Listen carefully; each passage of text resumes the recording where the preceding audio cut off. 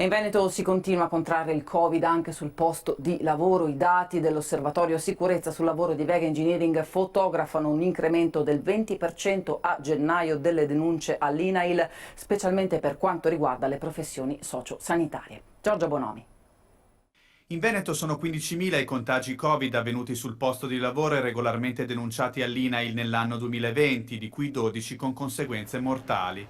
Più del 4% dei contagi totali, secondo i dati elaborati dall'Osservatorio Sicurezza sul Lavoro di Vega Engineering, che vedono ovviamente le professioni sociosanitarie tra quelle maggiormente a rischio contagio. Il personale medico-sanitario e comunque coloro che operano anche negli ambienti sociosanitari, per cui case di cura, case di ricovero, incidono circa l'80% sui casi denunciati. Un virus che colpisce medici, infermieri e operatori sanitari con valori diversi per uomini e donne. Dobbiamo considerare che il personale infermieristico è costituito sostanzialmente da donne, oltre il 70% sono donne e quindi questo spiega anche perché vengono colpite maggiormente le donne a livello di infortunio, mentre poi la situazione si rovescia quando parliamo di infortuni mortali dove vengono colpiti maggiormente gli uomini.